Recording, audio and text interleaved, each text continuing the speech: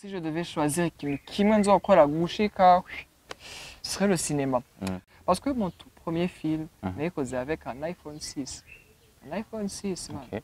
C'est ce genre d'histoire bashaka gutraita. C'est un film, il y a trois et trois prix quand même, oui, Festicab, avec un smartphone, ce qui était, en fait, Best of 257, c'est la beauté du Burundi, which is very poetic. Serre ma main. Ah! Hello best family, nizera ko mumeze neza. Ndabahaye ikaze kuri Gasonga Bugarisho aka GB257. Hama no munsi sinzi umunsi turi gusa hari izuba ryinshi cyane. Ndabahaye ikaze rero muri GB. Nkuko musanzwe mumenyereye sinza ndi jenyene, haba hariyo n'undi muntu mba nazanye.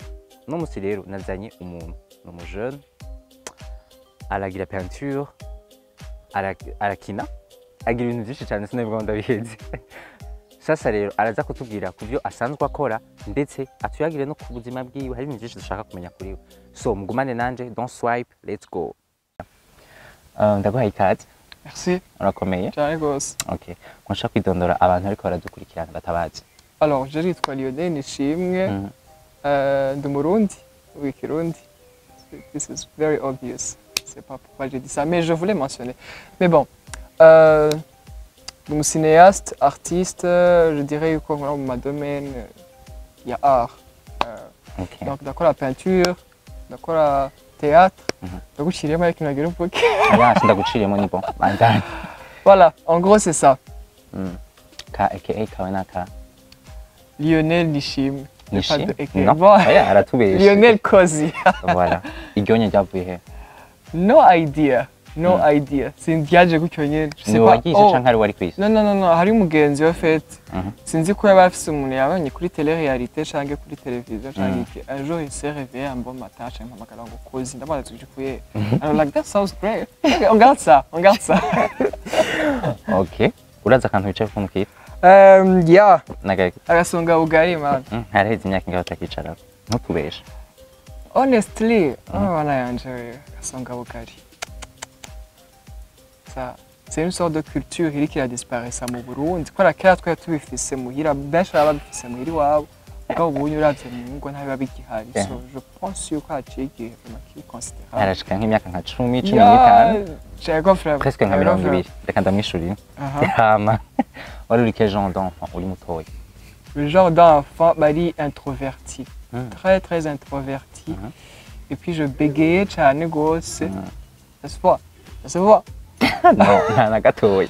Mais bon, sinzi caractère igenda irahinduka uko umuntu agenda arakura. Mais bon, nari introverti. Et puis akunda gucapa cyane gose.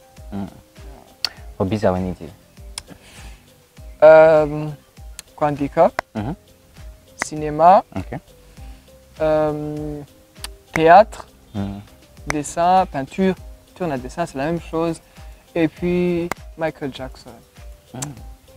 Okay. Abantu benshi turakuzi, uri umustar, uravyemera cyangwa yakani mu gice cyo je n'umustar. Gusa hari abantu batakuzi ngiye. Bazirega. Ngira abantu benshi twakumenye mu biki?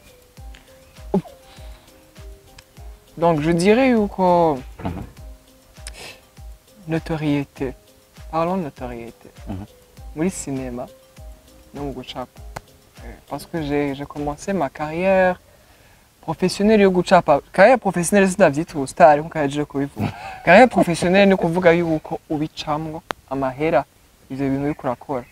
Donc nabitanguye ntaguciriyemo. Tubwire bon ufite amatara menshi. Tubwire aho umaze kuba professionnel. Muri peinture, muri modeling, muri photographie et non muri cinéma. Cinéma et photographie ni choqué. Mais bon, carrière professionnelle ça veut pas dire que vous êtes un star. Non, ça veut dire que vous êtes professionnel ou un star. Ni vision. Nta numwe yigera yemera ko ari umustar muga. Ana yanje. Ok, ça va. Merci. Mais bon, voilà, en gros c'est ça. Shaka utubwire udupartage ukuntu byagiye biragenda ahamwe hose ukuntu wagiye uratangura iyo carrière. Tubwire ukuntu wagiye uratangura carrière muri modeling, utubwire ukuntu watanguye kugira carrière mugabo nkiri ngaho nyene.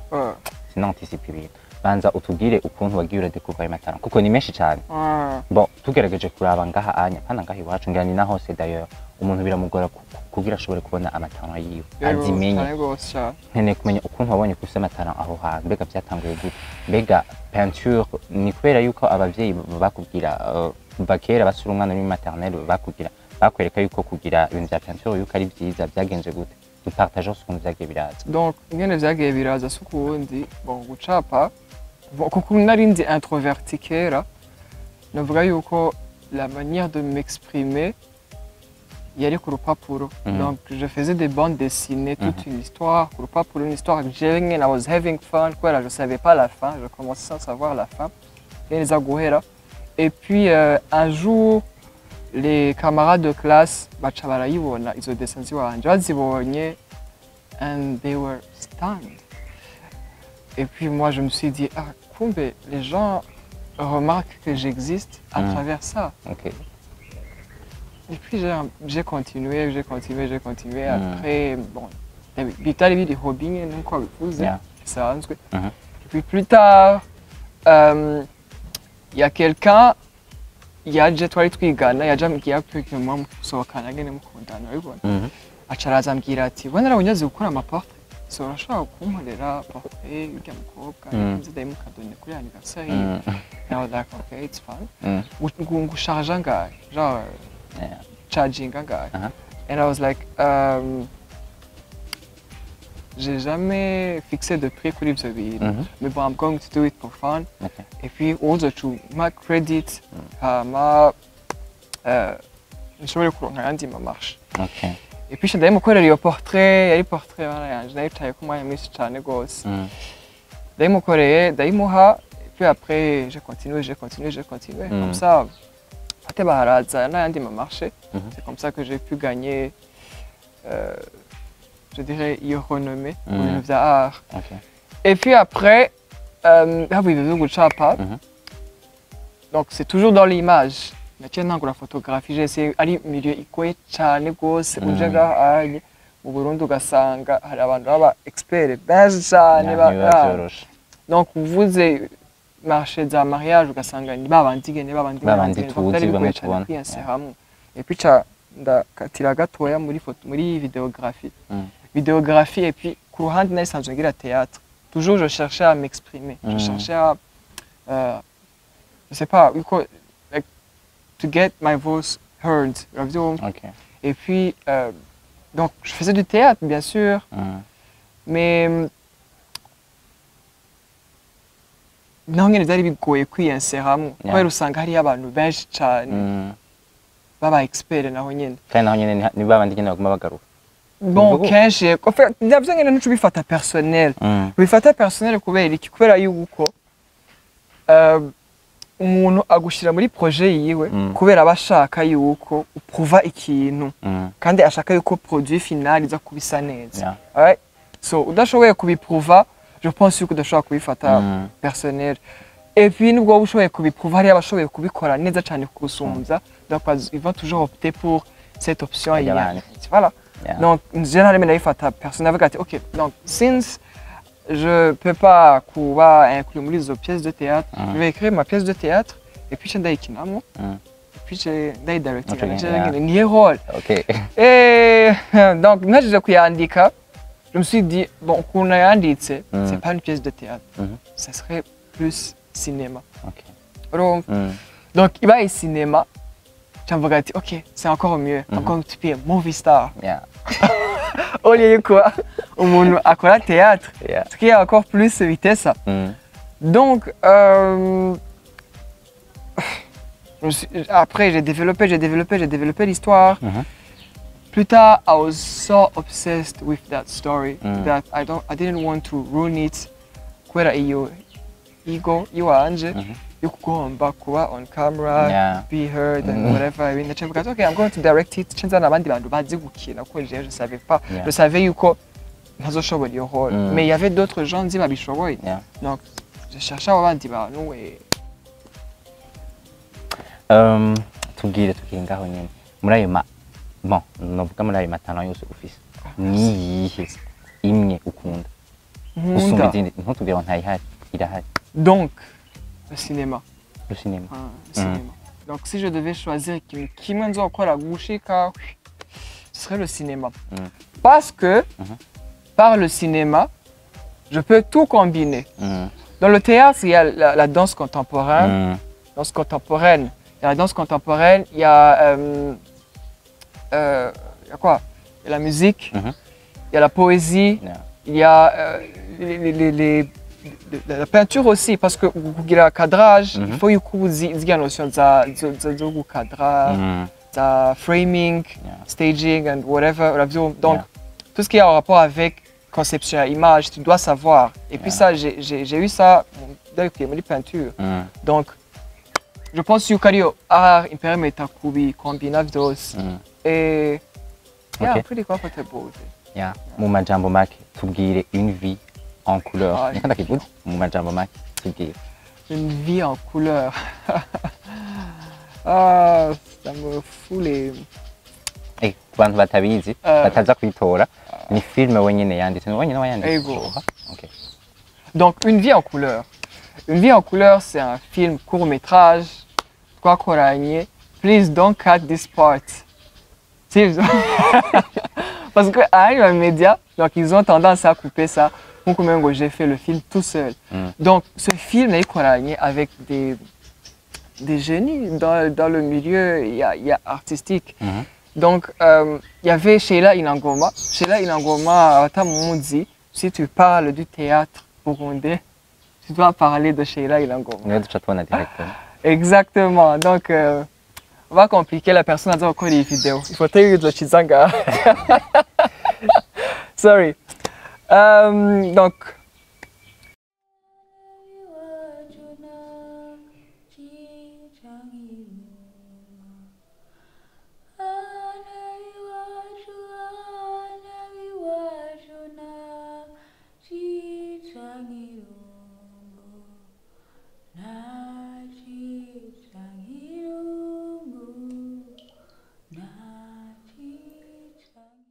Sheila Inangoma a quoi la théâtre, donc c'est le genre de personne où je suis projet à dire qu'on les a touché avec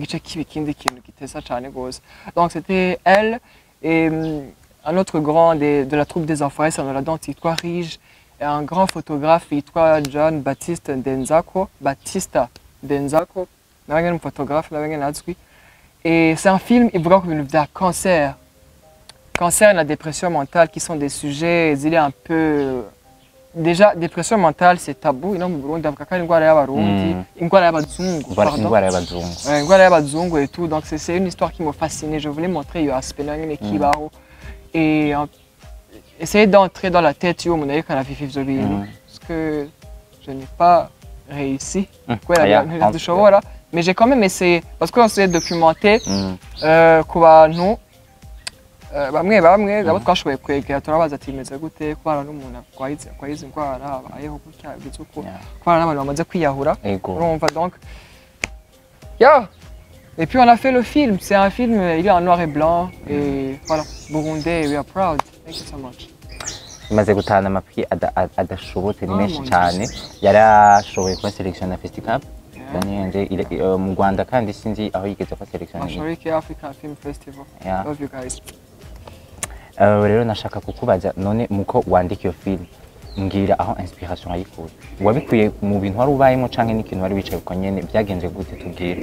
Une vie en couleur. Donc déjà j'ai mélangé un peu des faits réels apana zimbayeko donc ashobora kububanye n'umuntu ukabona yuko ageramiwe et puis ça t'inspire.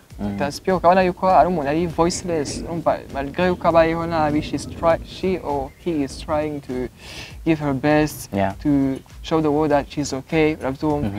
And I was like, okay, let's make it a great story, great one kugira n'abandi bose bari muri same situation babe represented. And that's my point muri ama œuvre yose nkora is to I aim for representation.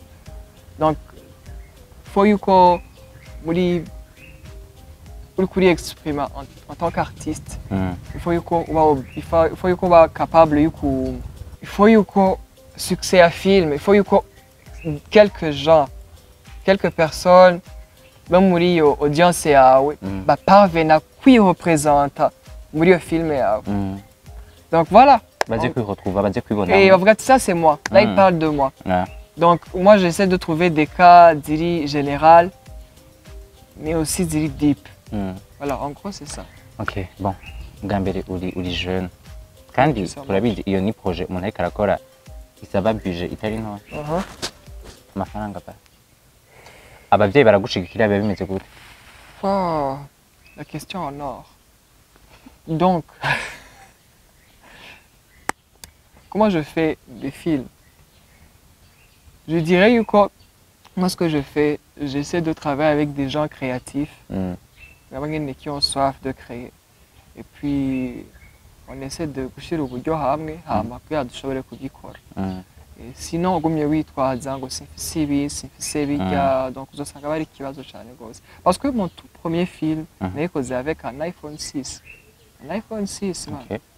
Un iPhone 6 et puis c'était un film yitwa Tema yavuga toujours representation yari film ivuga ku bintu bya umwana w'umorfela umwana w'imfuvyi yabuze abavyeyi but the guy is trying hard to make it out of poverty even though ari alone in the world so c'est ce genre d'histoire bashaka gutraiter c'est un film yatwaye 3 prix quand même oui Festicab avec un smartphone ce qui était which was crazy donc je me suis dit après on va pas continuer à faire des films avec des smartphones on va passer à autre chose qui va demander encore plus de moyens, donc encore plus de contacts. Moi, ce que je fais, je cherche des contacts tout simplement. Les moyens, je te dis ça après.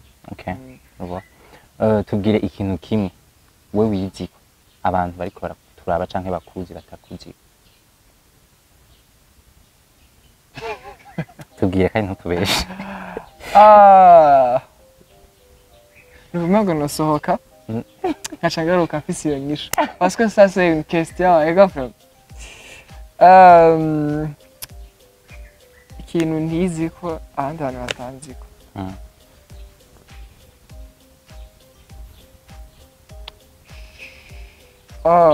I'm very low key.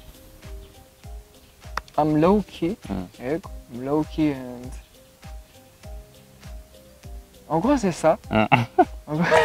I know it's boring. I know I'm supposed to give a very incredible answer and people will be like, wow. Kumbe? No. Muri 2021 niho ijya filme yawe yatahanye ijya prix yo muri Festicab. Tubwire amasouvenir washoboye kugada wibuka naho buri wenyene wicara ukibuka uvuga ati aya. Ego. Muri Festicab.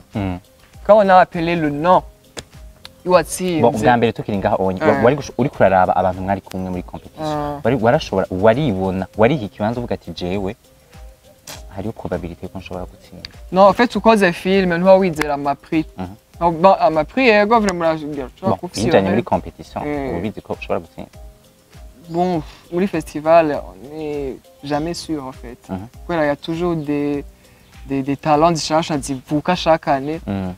Et puis le jury yamefisa amanuze yayo yamefisa ama critères igirako. Donc je pense pas yuko ububizi. Pense pas yuko ububizi. Mais bon, je crois kuvuga ati quand même jewe uravye genre sélection yabaye après les projections. Ndashaka kugira top 10 iwanje. Chawi ranking na mais toujours very fictif quoi, je vous sûr. Mais bon. Ma souvenir nagize. Ugifise kushuko. Bahamagaye prix ya mbere ya meilleur son. C'était juste incroyable. Kuko nari niteze kuko iyo meilleur son c'est un ami yitwa David yayikoze. Tanguy David et puis Tanguy David nawe nyene baramubranchijeko. Rero nta gikorwa na kimwe ciwe nari bwabone nta nico yiwe niwe nari bwabona akora.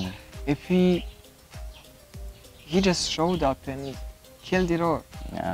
En plus, le Festicab, c'est un festival international quand même. C'était fou vraiment. Après, les gens izindi prix haca haza meilleure image haca haza meilleur court métrage donc c'était bien. Okay. Iyi filime yiwawe nyene turabona ko yabaye selectionné ahantu henshi cyane. Tubwiye wowe n'igiki wibaza gituma iyi filime yiwawe iguma ba selectionné mu ma competition menshi igenda ijambo wibaza ko ari kubera iki? Donc tugereranije n'izindi. Je ne vais pas dire yuko ibirusha izindi ne ushaka kuba ufise qualité ya mbere nziza ya image filime yawe ntibe sélectionné. Ushaka kuba ufise aba acteurs ba mbere batesa filime yawe ntibe sélectionné. Mais je pense que la combinaison y'ivyo bintu byose ayo mafacteurs yose image histoire d'abord l'histoire doit être captivante donc faut ko ufise iyo histoire faut ko ufise image nziza faut ko ufise son nziza faut ko ufise aba acteurs perfect faut ko nawe ufise iyo vision ya film yawe kuba ushaka kiza kuba imeze final kuri écran donc iyo vision yawe ni ushoboye kuzi kwiexplica ku bantu déjà faut kuba wabonye film avant yuko bayiproduisa toi en tant que réalisateur donc ushoboye kwiexplica crew yawe équipe de tournage yawe things are going to be great. Donc les festivals ico zitora les histoires nziza gutusha abantu, les histoires abantu baza kwisanta bari représenter, les histoires qui défendent la culture. Donc moi ni de nanje nizo nkorerako. Je vais pas kuba ndiko ndakora film et puis ucubona imituka ngiturika ivyo by'abarozi happy quand même. Okay. Tubwire ibintu bitatu ijya film canke film umaze gukora. Izi bintu bitatu byakuzaniye uvuga ati ibi bintu iyo bitaza ijya film itaza ibi bintu bitatu sinari kubironka. Oh, confidence muri yo milieu. Je dirais yuko c'est encourageant yukoze film yukoze œuvre abantu bakayapprécier tugi datwara prix quand même ikaba sélectionné ikaba apprécié et les gens parlent de ça, c'est encourageant, ça veut dire que somewhere muri yo film we did something right. Et pour moi c'était juste cette fierté. Donc après il y a les contacts et voilà en gros nivyo bibiri. Ica gatatu et na prise nizo award ya ta filme twa twicara. Okay, voilà usta arabyemeye au final. Ngira wumvise best of 257 ni giki wumva ushaka kumenya gusumba best of 257. Okay, best of 257 ni media. No, this is boring. Best of 257 ni Burundi first of all. Burundi naho Burundi bugeze parce que moi je me dis que si on parle pas ivyiza vyo Burundi twebwe nyene nta wundi mazuza kubivuga. So je pense que best of 257 et d'autres pages à côté ziriko zirabikora neza cyane. En fait, best of 257 c'est la beauté du Burundi, which is very poetic. Serre ma main. Drop the mic.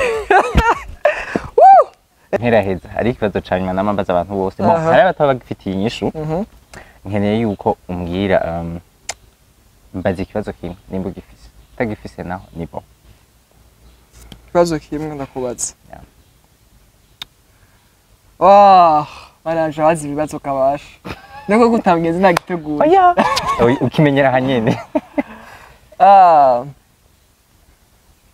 Okay, ikibazo kimwe ushaka kuba utagifise by the way ntaca afise. Okay, sawa nta kibazo afise. Rero reka tumandanye na deuxième partie 10 questions in 1 minute. Le concept du jeu ndakubaza ibibazo 10 dufise ama topics atatu: love, food na music. Urahitamo imwe hama ndaza kukubaza ibibazo 10 ugerageze kuvyishura mu munota umwe. Ushoboye kuvyishura byose mu munota umwe bien sûr uzoba watsinze. Hama utavyishura naho urumva love, food, music. Yeah, let's take music. Okay. Icambere twagiye ukunda quel genre de musique? style des années 80, des années 90. Ok. Genre Michael Jackson. Alors bitubwiye différence entre iri hagati ya album na EP. Kandi akivuze ntabyo nzi. Oh, EP. Yeah. Ah, aucune idée. Aucune idée. Ndemeruka ukamenya vuba. Okay. Ndaza kukubwira après. Urakunda kuririmba uri muri douche wenyine? Kumviriza indirimbo. Nkuko menshi babigira pita. Kumviriza indirimbo. Muri iyi myaka ibiri abaririmbyi batatu bapfuye wibaza ko bari bahuriye ku biki? Des histoires de gang. Des histoires de gang. Il y a Tekov. Il y a Makinga. Aragifasheje. Tugende ku kindi gikurikira. On te donne 24 heures kugira ube uri umushanteur wa hano iwacu wotora ku bande kubera iki? Oh, kwa ndi umushanteur ya hano iwacu.